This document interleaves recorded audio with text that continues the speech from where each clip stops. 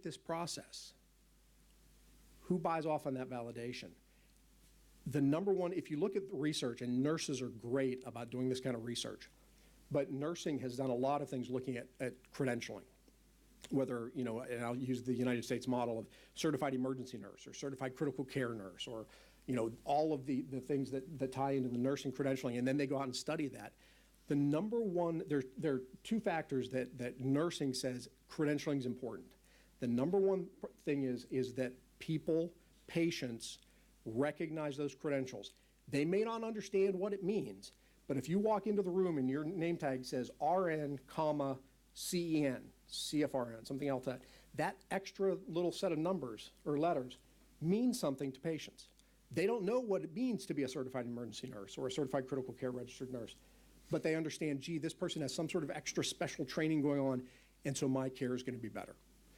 The same thing you can equate to, and this may be your own personal choice, but if you were kind of looking through your health insurance information and trying to pick a physician for your care, would you find somebody that's board certified in the area that you have a complication, or would you just pick some random, non-board certified physician?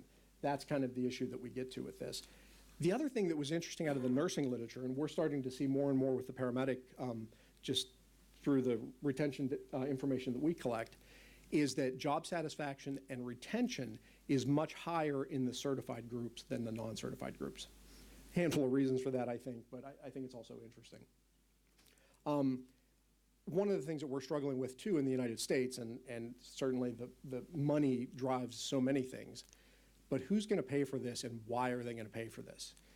One of the examples that when I look at what we're doing with community paramedic, and I think we're doing it right, and again, because of the group like this that is kind of driving some of this, is we're starting to see a defined knowledge base of community paramedic. It means something. The United States really kind of messed up the idea from the DOT, who regulates that, or at least provides guidance on that practice, is when we started to look at critical care paramedics in the United States, the federal government went out and said, hey, this is what critical care paramedics should look like. And the states all pushed back because of their states' rights ability and said, you can't tell me in Colorado what a critical care paramedic is going to be, because it's very different than Nebraska, which is very different from Florida. So those patients are not the same. We all know they're the same, but so critical care paramedic went really nowhere. And so now you can paint critical care paramedic on the side of your ambulance and put a couple of stickers on there and bill at a higher level of care. But the feds are like, I'm sorry, why am I paying you for critical care? Because your providers, it's a we don't really have critical care.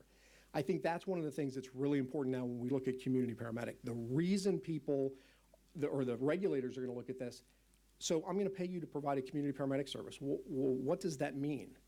Well, we meet this national or international standard through a valid credentialing exam that says my people are credentialed at this level. And so therefore we meet this regulatory threshold, and therefore we probably should get compensation at this level. I think that's really one of the drivers that we can make this all make sense and look the same. So as I say that needs to look the same, now let me change that entirely and say it doesn't look the same. Because one of the things that we know from certification exams is it's not a prescribed program. You don't have to graduate from college A in order to sit for this exam. Interestingly, in the United States, there is one state, and I'm a lawyer, but I never mention that because, and John, he and I share this thing. Not only do we share a middle initial as well, anyway, it's very John R. Logan, John R. Clark. But one of the things about being a lawyer in the United States is you attend an American Bar Association accredited law school to be able to practice across the country, right? Illinois is the only state in the United States that you don't have to go to law school. You can still read for the bar. I think it has something to do with Abraham Lincoln growing up there and that kind of stuff. But you could study all the legal textbooks you want. You could apprentice under a licensed attorney, and then you could challenge and sit for the Illinois bar exam. That's kind of where credentialing is in the medical world. You don't have to go to college A. You can study as long as you learn a domain of knowledge. We can make certain recommendations that say it probably should look like this. But that's the nice thing about it, is it's not necessarily tied to a prescribed education program. What it is we're capturing a unique domain. Where that's important and interesting is that as a group, as we define what community paramedic looks like and what the blueprint for the certification exam is, there may be things that you never do. but you still need to know because you're a community paramedic. I'll use the example in the flight paramedic world. There are some programs around the country that transport patients maybe on VADs with balloon pumps, with very advanced cardiac support devices. There are other programs, either through the limitations of their aircraft size or their patient population, that will never transport a balloon pump or never transport a patient on a balloon pump. But yet, in order to be credentialed as a certified flight paramedic, you have to understand what that means to transport that patient with a balloon pump, because you're in a unique domain that meets all of the threshold. The other thing about that is, if this person who's flying for a program in rural Kansas that never transported a balloon pump decides they want to move to one of the coasts and ends up in Boston and working for Boston MedFlight, which does probably a balloon transport a day, they understand what that is, they know that. Sure, there may need to be some local training to get them up to speed on their own protocols, but at least they understand it. And I think that's important for community paramedic. You may have a community paramedic program that focuses on homelessness and mental health issues, but yet somewhere you're going to find a community paramedic program that oral hygiene is very important. Sorry, I had to get that in there. It was one of the things from our SME group that was discussed, and it was very interesting to get there. All right, so from this, the way the exam is created, we then survey the workforce and say, you have self-identified as a community paramedic. What does that mean? Well, do you do this? So we list out a task. Gee, I go into people's home and I assess the safety of their environment. Is that important? And how often do I do that? So everything gets a frequency and on the scale to figure out, is it really important and how often do we do it? We then sort through that with a SME group, and we come up with essentially a task analysis that says, these are the things that make that unique domain that is community paramedic. And that's why I say from across the board, your program may do something very different. But if we look globally at what community paramedic is, it's a very big, larger scope. And so that then blueprint, that detailed content outline, is what the exam items are written on. And we publish that blueprint. So, we're not hiding the ball. It's right out there. Everybody knows what it is. You know where it is. And we redo these every 3 to 5 years. And the reason we redo those every 3 to 5 years is that the workforce changes. And when we look at the flight paramedic DCO, it's relatively static. And that's not to say that nothing's changed, but the care that's provided in that domain is pretty standardized. Community paramedic, from when we did the first DCO until today, we know it's rapidly evolving and changing. So we know our next update is going to be very different. So we survey that every 3 to 5 years. You'll get a survey. We encourage people to respond to that, and we look at the components of practice.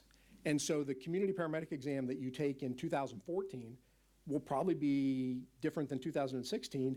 Guaranteed it'll be very different by the time we get to 2019, because it's always evolving to reflect what current practice is. And the interesting thing about an international group like this, and we look at credentialing, is that there is that ability to kind of influence other practice around the world, because if you're doing something that's really interesting and it fits into the DCO, then other people around the world are going to learn that because they need to prepare for the exam. And that's how we can change practice.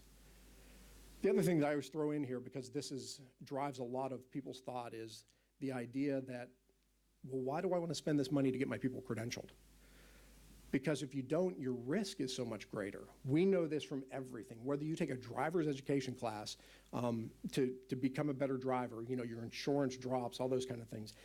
We believe, our statement is that we believe a paramedic should not practice without being credentialed at a specialty level. That's not entry-level paramedic. That's not your 999 responder. But if you're going to be in a specialty field, we believe the legal risk is so great that you should not practice without being appropriately credentialed. Because this is the only true and accurate measure of clinical competency at this specialized level. This is why we credential people. I want to leave you just with this. This is our mission statement. I won't read it to you.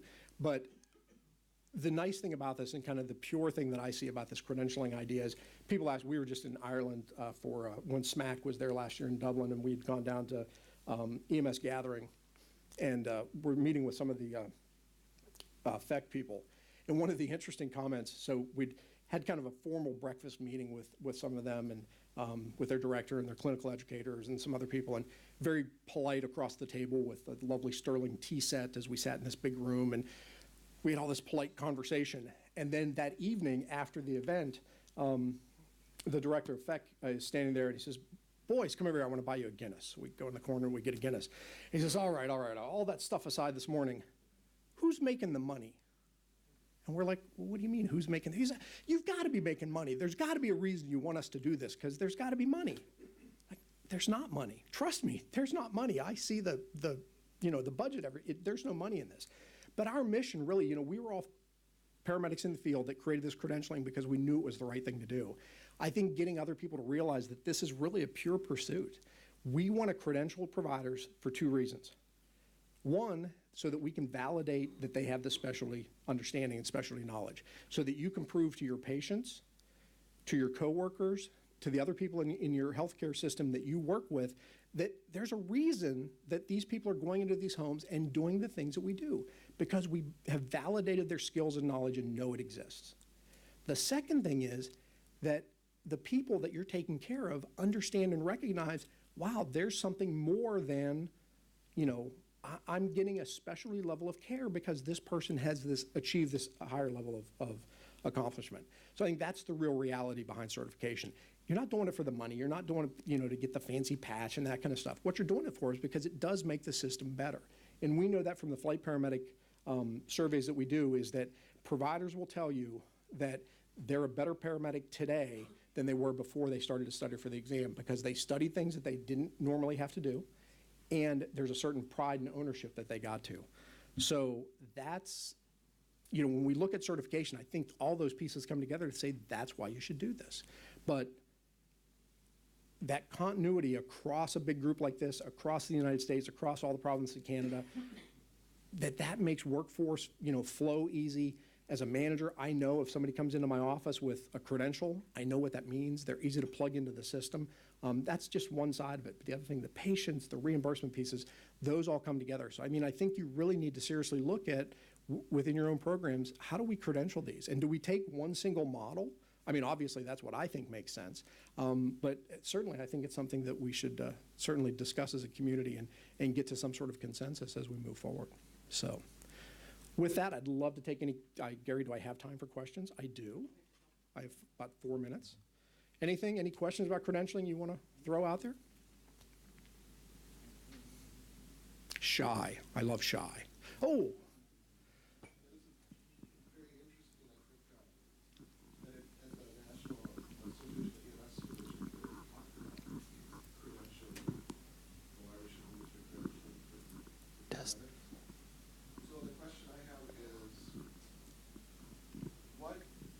What's the difference in your mind between, you have board certified up there, but then also the concept of credentialing an employee? Yeah, and there's a lot of semantics that go into this. If we look in the United States, and I will admit my own bias that, being U.S. centric to this, is that, and this was an ad that actually ran in the Canadian Paramedicine Journal, but the idea, we've tried to parallel this for people to understand it. Remember in the beginning I said you have to understand what it is. And so we've tried to parallel this with board certification because, in the paramedic world and our paramedic model in the United States is we've always trained under physicians. We always kind of work in that emergency environment, critical care environment. And so the concept of a board certified physician makes sense and it means something. So it's really a semantics issue that we're doing that. Compared to, say, the College of Paramedics here in the UK or in the various provinces of Canada, is that the United States lacks a uniform board of paramedics. There certainly needs to be one, but in some ways we're kind of the de facto piece of that right now as it evolves, but there's not that board that does that for paramedics. So I think some of it is semantics. But the second part of your question is credentialing. This has been one discussion. So in order to be credentialed as a physician in the United States, one of that is a key factor in being reimbursed. CMS, Centers for Medicaid and Medicaid Services, in order to receive payment from the feds for that service, you have to be credentialed and then as part of a healthcare system and work within that hospital, have admitting privileges and those kind of things. This has been one of the things that we've talked with CMS about is there going to be some sort of mechanism to credential these paramedics in order to potentially provide some sort of standalone reimbursement process for them. And so I think board certification is one thing that we kind of use that saying, you're coming from this International Board of Specialty Certification and you're board certified. But the secondary piece of that is how are we then going to credential them into the payment system in the United States? And those are all different. And I mean, I'm naive about the payment system in the United States. I don't even want to tackle any of the other payment systems, but that is something that'll be part of that. So that help that answer? Anything else? Well, thank you very much. Enjoyed the opportunity to be here. And Gary, thank you.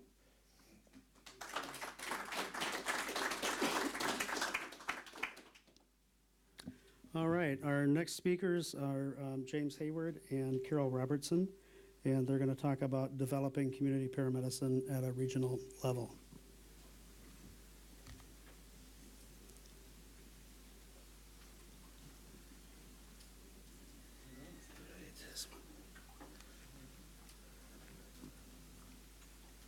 I'll just take it last.